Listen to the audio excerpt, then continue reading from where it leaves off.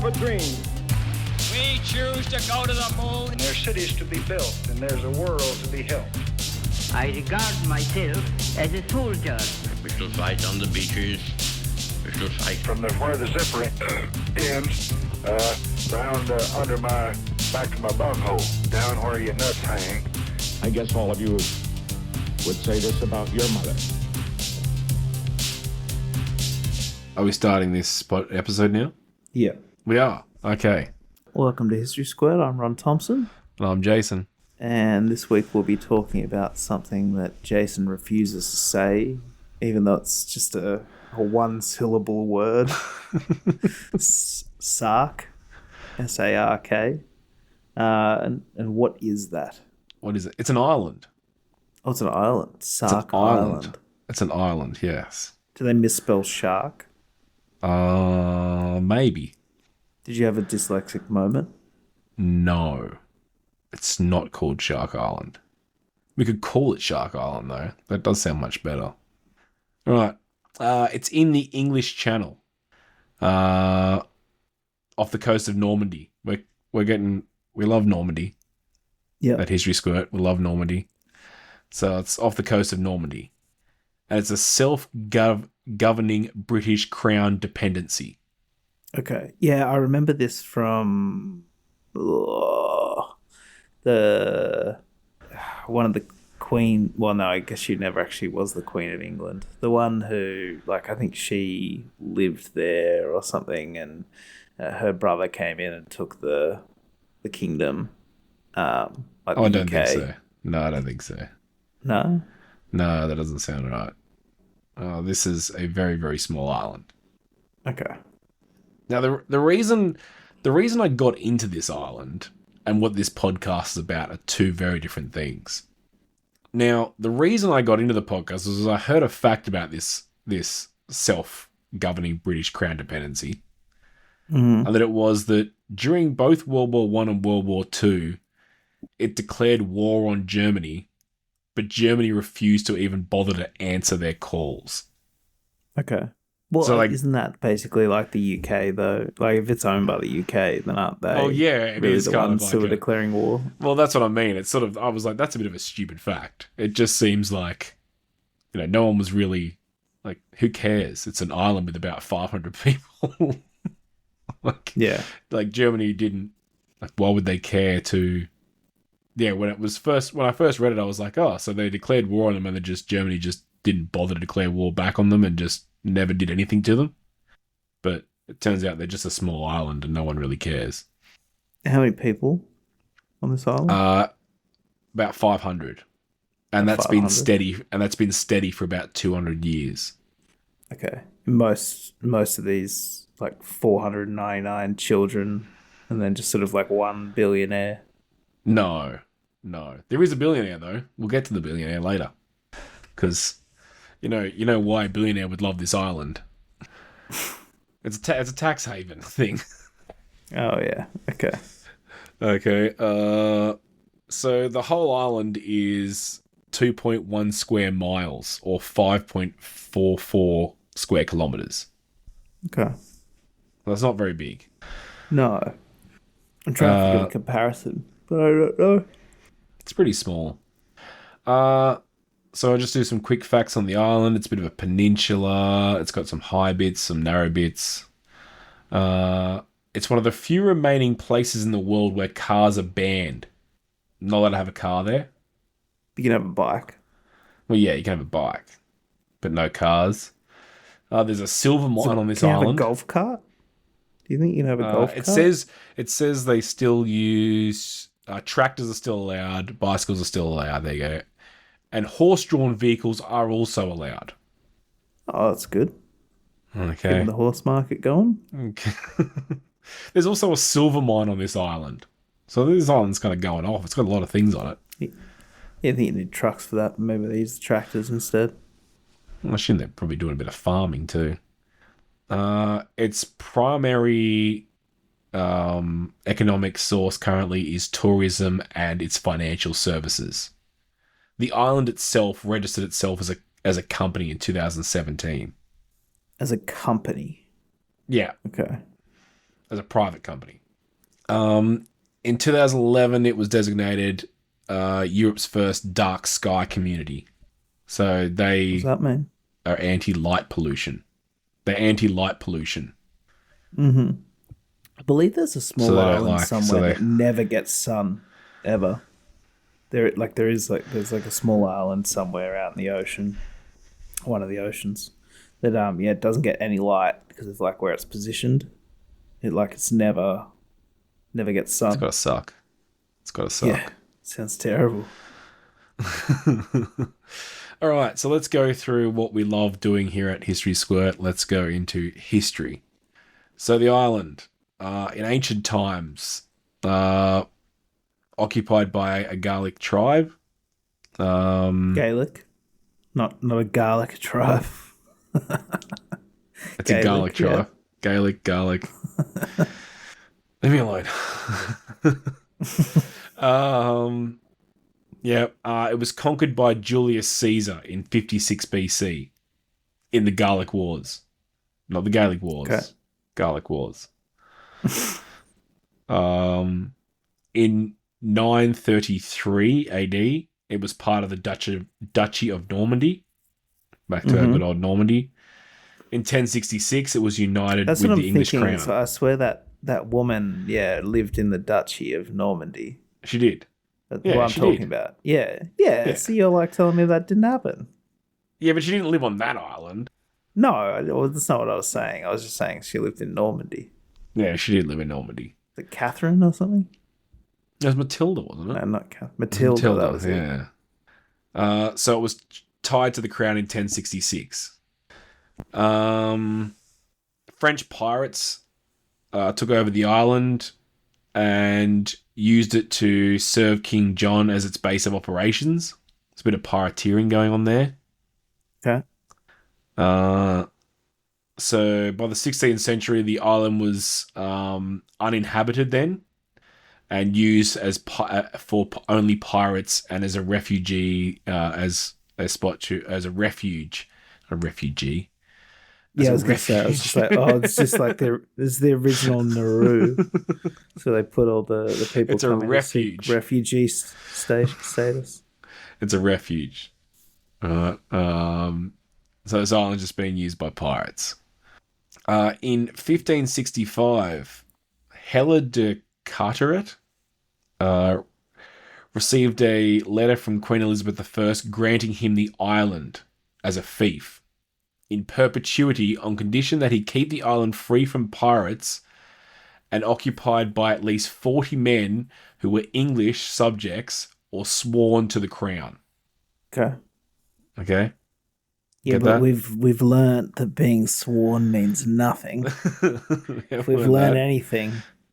But by the sound of it, she's just like, so the Queen's just gone to this guy, just like, hey, if you can get 40 guys together, I'll give you this island. You just keep the pirates off it, okay? That's all I want you to do. That's pretty sick. Just stop the pirates. That's a good deal. Oh, that's a pretty good deal.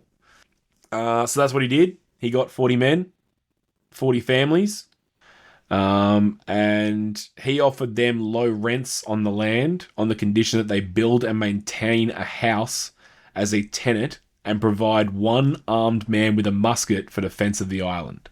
One each family. So you got 40 families. Okay. So I was gonna say it was just like one man with a musket, and muskets don't have rifling, so they just go wherever. Like you can't hit what you're actually aiming at. Yeah.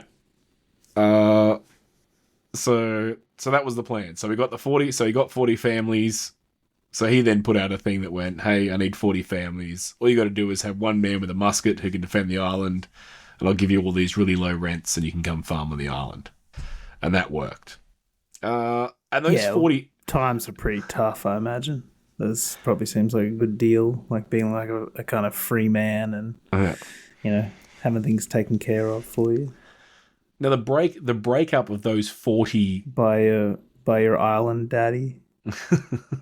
Sort of sugar daddy situation, really. But you're like a sugar family. 40 families is enough. There wouldn't be that much inbreeding, you wouldn't think. Might be a little bit. No, maybe a little Nah, bit. that's all right. Yeah. Uh, Yeah. No, it just depends on your preference. Is the issue? Let's not piss off this country or whatever it is. Let's not piss off a small island of people. That would not be good. So these 40 parcels of land still exist today. So the borders and the land are still in the exact same spot they were 450 years ago. Mm-hmm. And is this okay? Yeah. So all right. So we've got So do people like own these plots of land they own, or is the whole island just owned by like one person? We'll get there. Well, at the moment, we're still in like feudal times. So yeah, these people don't own anything. He's a lord. They're my renters and my, men at arms sort of stuff. So it's a fief. Did we say that before? A fief? Fiefdom. Yes.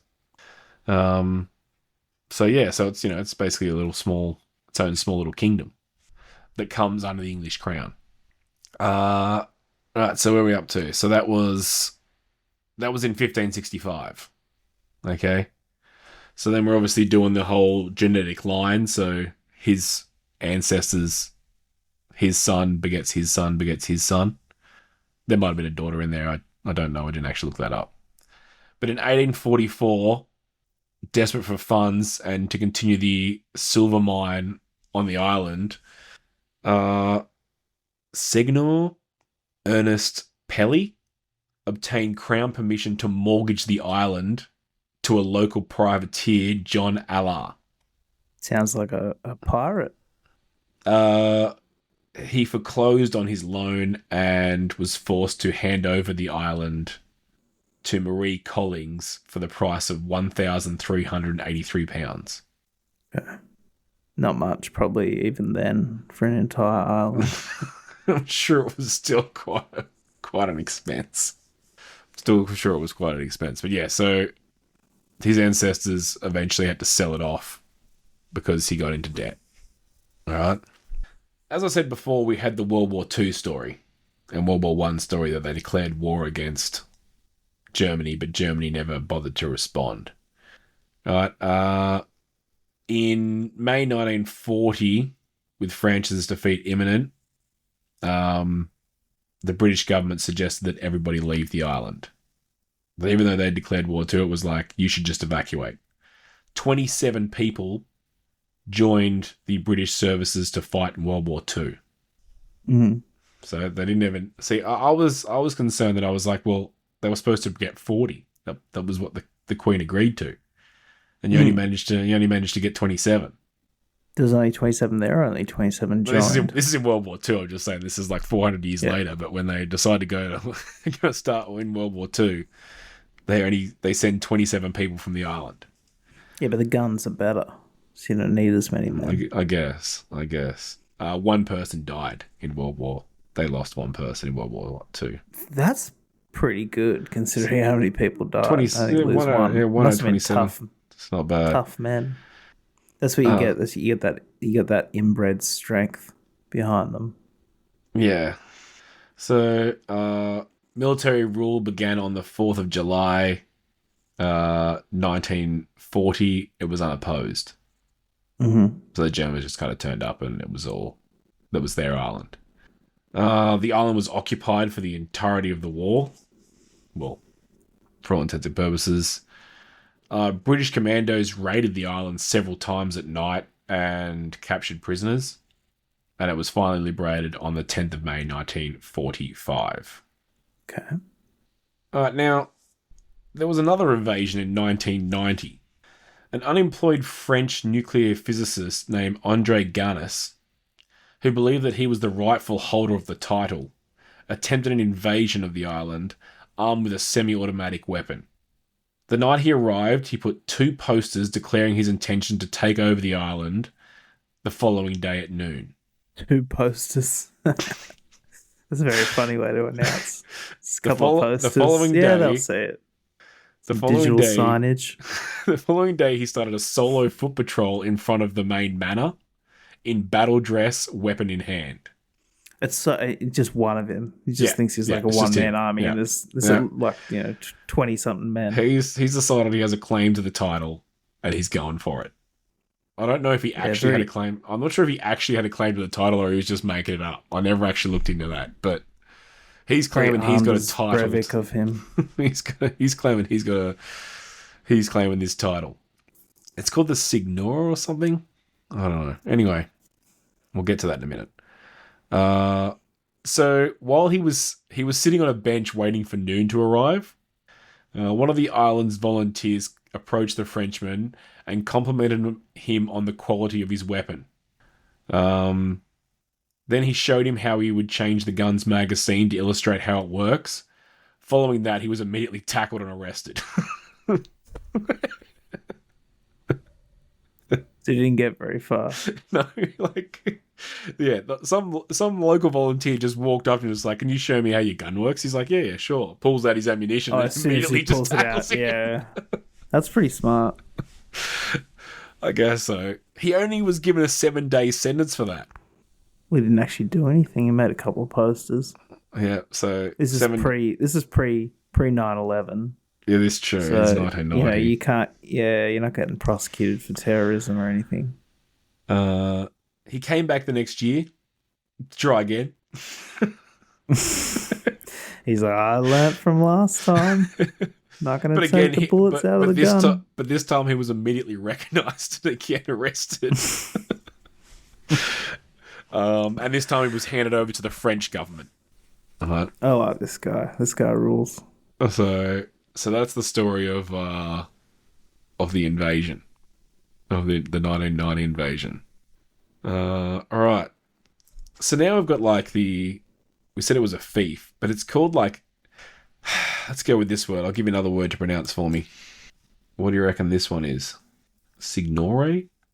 No, I can't even send you a message. Yes, I can. No, I can't. I don't deserve to send you a message. No, you never did. Well, this is very It true. came up for a second. All right, I did it all by myself. Yeah, I don't know. Signor. Signor. Yeah, that's what I got. Signor. Signeur. Signor. Yeah. Okay. What's So that? that's that's what we're calling the leader of this island. Okay, so this is before. So I want to go before 2008. So he's the leader, and he has a single chamber consisting of 54 members. Concubines. Okay, so he's got the All 40. of them. So he's got the 40 owners of the land.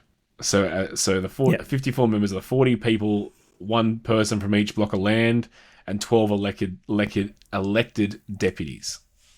Okay, so they're sort of... He's essentially like the leader of the HOA, and then they're on the board of the strata. Well, so here's the thing. This really does basically maintain as a kingdom until 2008. This island's for all intents and purposes a kingdom. Okay. So there's, as we were saying, the leader is hereditary. Oh. Okay. So this system, so this Signora is inheritance. It's inherited by people. And apparently they have weird and strange laws. For example, he's the only one on the island who's allowed to keep pigeons or an unsprayed dog. Unspayed. Yeah. Yeah. Yeah. What does that mean? What does that mean? It means it hasn't been desexed. Ah. I didn't know that. I swear it said unsprayed. Why did I write unsprayed? Unspayed. Spayed. I think. Yeah, that would have been confusing for you. Yeah, I was It's like, unsprayed. I've literally got here to talk about what are you what are spraying? you spraying this dog? That was going to be one of our talking points. Why? I've clearly misread it. I think it's an American term. We don't really use it here. They definitely say it in America all the time. Spay your cats and dogs. But yeah, we normally just say desexed. Yeah. Which is kind of dumb. I think I like the other one better. Yes. Well, there's 15 minutes gone. There's 15 minutes Can't gone. We use could have that talked about anymore. it. Could have talked about that. What are they spraying them with? I think it's outrageous that the Ivermectin. yeah. Do you remember, how funny is that? They used to that sheep farming was so popular in Australia, I guess. I don't know if you remember, but they used to play ads on TV for ivermectin, for you to spray your sheep with. I do remember a lot of farm ads. There was a lot of farm ads. Yeah. I definitely remember hey, get your sheep dewormed. And I'm like, I don't have sheep. How many people have got sheep watching the show? Yeah. Yeah, it's like this spray on stuff, and I think it's like ticks and all sorts of stuff it prevents. It must have been a thing. All right. So he's not allowed to have he's allowed to have an undersexed dog. Undersexed? That's not the right word. No, desexed, yeah. Desexed. All right. He's obviously gets to be Lord of the Manor. So, yeah, so they don't want a proliferation of dogs. They don't want a pack of wild dogs or something. I guess that's probably the reason. Yeah, it does. What about the pigeons? Don't want too many pigeons? Didn't want other people delivering mail to each other. I was about to say racing. In 1565, it's probably a messenger thing. They probably don't want people to be sending messages or something. I think there's actually a stupid amount of money in pigeon racing. There is. Yeah, and then if you're the only man in the game, makes it easier to win. There's a whole thing. That's another history story for you. There's a great pigeon race. Maybe it was very regal. Maybe it was a really regal thing, and he was just you're just commoners. You can't have pigeons. I think it's cutting off social media. People are trying to send pigeons back home to tell them what's going on, and you're you're not allowed to send pigeons. Only the king can send pigeons. I don't know. I don't know if that's true. Or just maybe start training dolphins or something. Leave messages. There's other ways.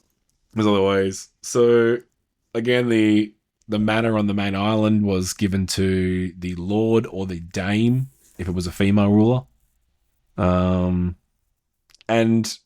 unlike other royal laws, the wife or the husband that they marry is not considered a consort. They are considered the signor by right.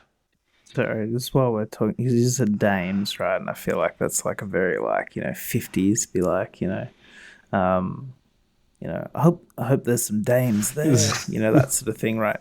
So the other day, this seems more like this is like a title. Dame is like a title. I know, but they sort of said that in olden times. Yeah, but I was looking up toots because I was just what does that even mean? So how you put it on my bill, toots or whatever. And so it's short for tootsie, but what it means is it means a sexually available woman. Which is so you're saying that this person is sexually available, right? I guess kind of, I suppose you're saying that they're a whore, but not quite. You're not really, you're just being piece of meat or something. I don't. But, very weird term. I looked that up the other day because I was just what the fuck does that mean? But you'd be such an asshole to actually say that. You're sexually available woman. Well, this woman, unlike, you know how kings marry, we've got a king now, King Charles. Yeah. His wife is not really the queen. She's the queen consort. No. You don't know that? She's a tootsie. Well, she's... You want to piss off an island and a country today, do we? Got anything bad to say about Trump while we're here? 2 islands. So but the thing is, they're given so if you marry someone, they are by right a ruling person. So if your if your husband was the king and he dies, you remain queen, even though you're not part of that royal line. Marry in. Yeah, so you can marry in and then hold the title. It's sort of anti-sexist, I guess. It's pretty good. So back to our 2008 issue, a lot of people are complaining that This is a feudal and it's undemocratic because, you know, it's solely based on inheritance, which is a pretty good argument, I would think. There was another member that we didn't mention before, which is the Sensual. He's appointed as the judge of the island. The Sensual? Sensual. Didn't I say?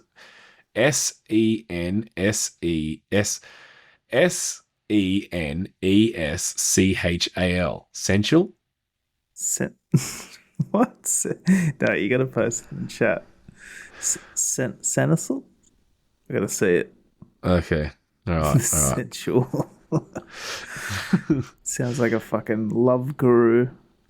The Sensual. Oh yeah, I don't know, like Seneschal. Seneschal. Yeah, Seneschal. So obviously around 2008, we've got a lot of issues with this country's being run like a medieval.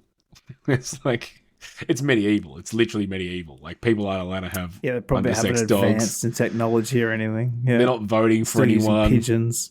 They're not voting for anyone. There's no votes. No one's actually, even though there's all these people in power, they don't seem to actually do anything because they're actually just got their own normal jobs and aren't really interested in like changing the laws for the country. Mm-hmm.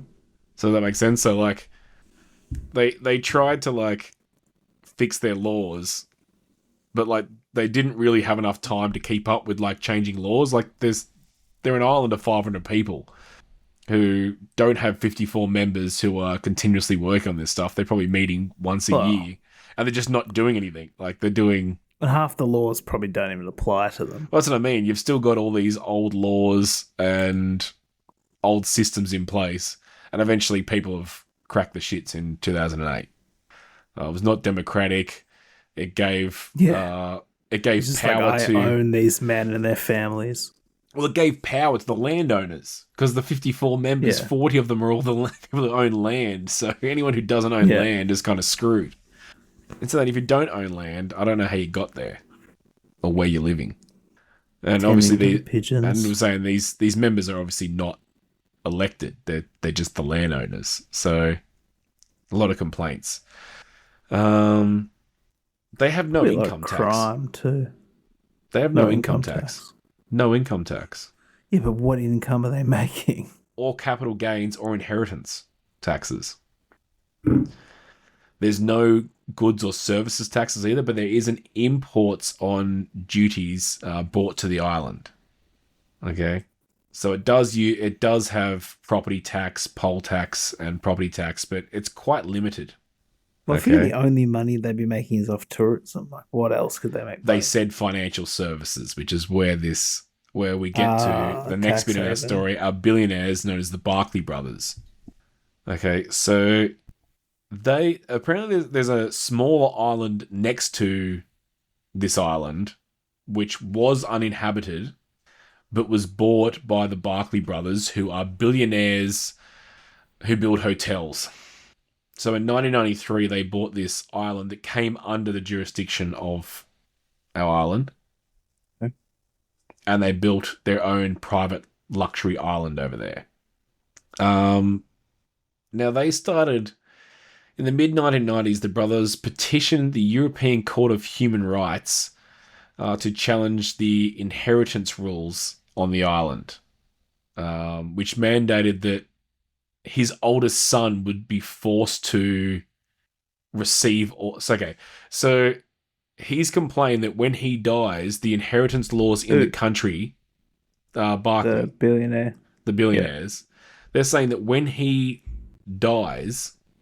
This is David Barclay. When he dies, he can't split the island between the four of his children because the inheritance laws on the island say everything has to go to the oldest son. Yeah. But at least there'll be no tax.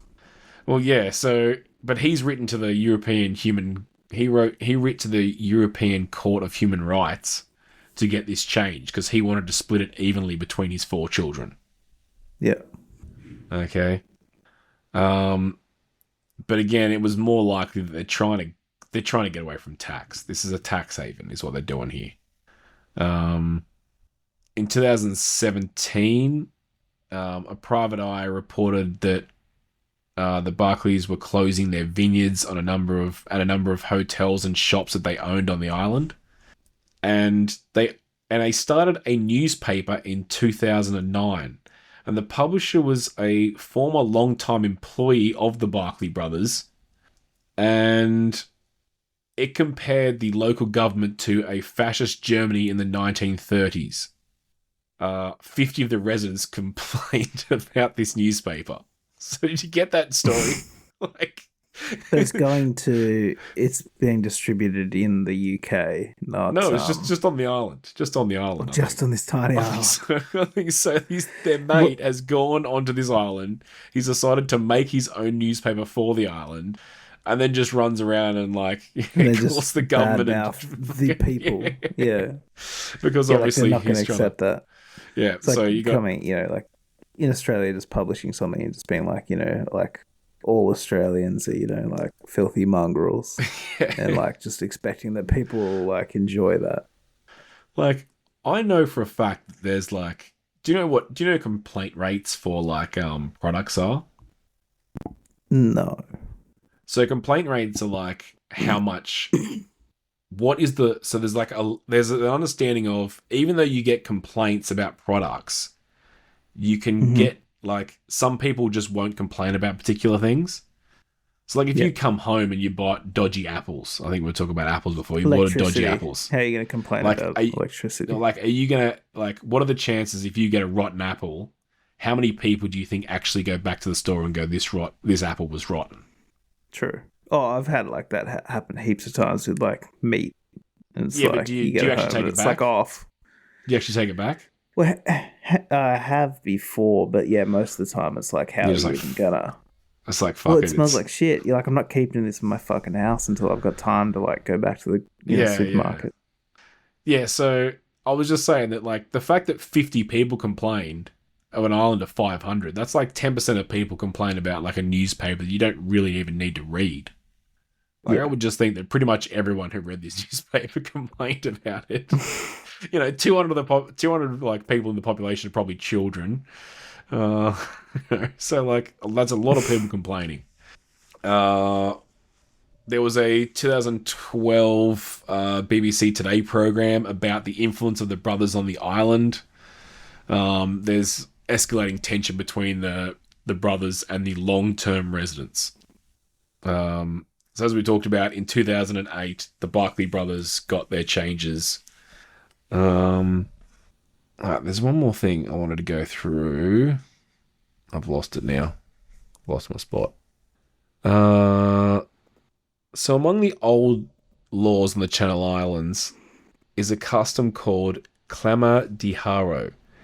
Using this legal device, a person can obtain immediate cessation of any action he considers to be infringement on his rights. At the scene, in front of a witness, recite the Lord's Prayer in French and cry out, "Harrow, harrow, harrow, à mon aide prince, mon prince." I'm not speaking French. All actions against this person must then cease until the matter is heard by the court. This was last raised in 2021.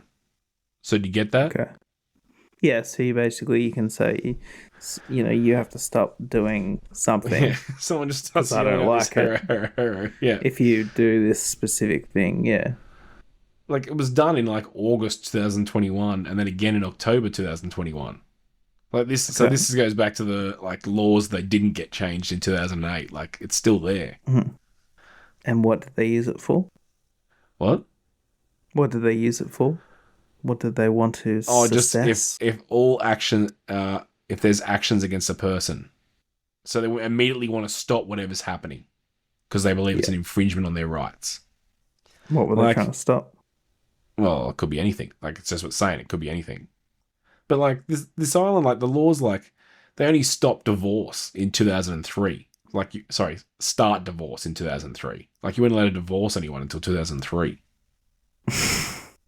You can't leave either. Yeah, it's not like you're going to run away. You can technically leave. So yeah, so that's our island and the history. Beautiful. Sark. Sark. Essential Sark. We should say Sark more. I don't think I called it Sark the whole time in the podcast too. I just gone on the island. Can we call them guys the island? The island. The island. But I thought that dude that just came in 1990 and decided to invade the island was quite a story. Who does that? That's pretty good. Yeah, I like that guy. It's a wild man. I know, just thinking you can take on an entire island with one gun as well is just ludicrous. Yeah. All right, we might do a quick ad read. Yeah. And then we'll wrap it up for this week. That's the one. What do you got for me? Okay, so if you want to advertise for History Squirt, email us at historysquirt.podcast@gmail.com, or if you want to hear about anything on the podcast, let us know. You wanted to leave them something. A house, a nest egg, maybe just enough to make things a little easier for the ones you love. But there's nothing left. The house was sold to the bank years ago. The savings were traded for groceries, heating and dignity. All that remains is your unmistakable scent. Introducing Bequeefed. We bottle your farts or queefs, leaving them with your signature scent, a loving memory of the past. Sniff straight from the jar, or have us place your scent inside one of our patented perfume diffusers to spray on their clothes, pillows, or simply freshen their home. From your hole to their nose, we distill a final gift. The subtle chemical memory of your presence, not an object, not a fortune, but a moment, suspended in time, bequeathed. You can't take it with you, so leave something behind and let your legacy live on in the nostrils of history. All right, now give it to me in a sentence. I'm so happy that that my dead grandma bequeathed me this queef. This is a very juvenile idea. Saving farts. Yeah, putting them in jars, handing them down to your kids and grandkids. Could be something. Something to remember them by. It's like, but there's, like, I've done some, let's go really junior on this. I've done some really dirty farts that I wish that I could bring back just to horrify some people. Because, like, there's, like, do you remember your smelliest fart? Like, like, do you remember it? But having it and being able to capture that and give that to you, like, that would be incredible. That would be incredible. Some of them are masterpieces. Yeah. Some of them, yeah. Exactly. Years later. But you could never reproduce. You could never reproduce that now. Like, no. I'm hoping my PB's still yet to come, but trying to recreate that on demand's hard. But having it just there, ready to go. I remember at one time at work there was there was like a locker room, so you go out into the back and then you walk through the locker room and then into the men's bathroom. But the locker room was kind of like just this room that was connected to the men, or not connected, but there was a door between them. But it was closed off, right? It was its own room. You'd walk through there to go into the men's bathroom. And I came in one morning and just took a disgusting shit, and it fucking stank so bad. And then I come out of there and I hear this like coughing and wheezing and like literal choking, like and this guy was in there, this old guy, and he was just like, "Oh man, I don't know who did that. It's disgusting," and he was like literally choking on air. It was so bad. And I was like, I don't know, man. Not sure. It's pretty gross, huh? I farted badly in a cab once, and I just pretended to be asleep. And then dude did not look at me. That's a good one. That's a good one. I was in a cab once, and me and my wife, and the fucking cab driver farted, and it was absolutely horrific. It was disgusting. and he didn't wind down the windows or anything. He just like left the windows up, like didn't say a word. It was horrible. It was just like, dude, you can smell that. Like, don't be a prick. Like, wind the fucking windows down. So we wound our windows down. It was fucking so bad. Now, you know what would make this story so much better? If you could give me that smell in a bottle. Exactly. And show me what it was. Can you imagine that? That would be beautiful. I mean, it's just funny too. Like, you know, to be like, haha, they're gonna smell that years later. This is what this was like. You'll never remember this time when... Yeah, this was the summer of 03. This of 03. Yeah, like you said, your great-grandfather's fart. But that's it. Yeah. I think you do a bunch. So you could have different times. You know what I mean? They remember different times. Is the creation of this thing like you kind of just get Dad? I would imagine Dad's like casserole. No, I would imagine the way you're making this would be like you're getting a person, you're getting something like a Q-tip, a larger Q-tip, rubbing it around their asshole and their like area, gathering the feces, I was thinking putting just the gas, putting it into a family formula, and then mixing it, creating a scent, or I just guess capture the if you gas. did that, yeah. But if you did that, you could mix together different peoples, create a sort of, you know, I don't know, like a mix, like a Ron and Jason shit spectacular. Yeah. Yeah. Yeah. When we get to so new flavors, like a suicide. You know, when you would add all the soft drink together at like Pizza Hut or whatever, you'd add like all the different soft drinks together. Yeah. When we get to 1,000 listeners, we'll draw a lucky name and they can have a bottle of both of our shits mixed together.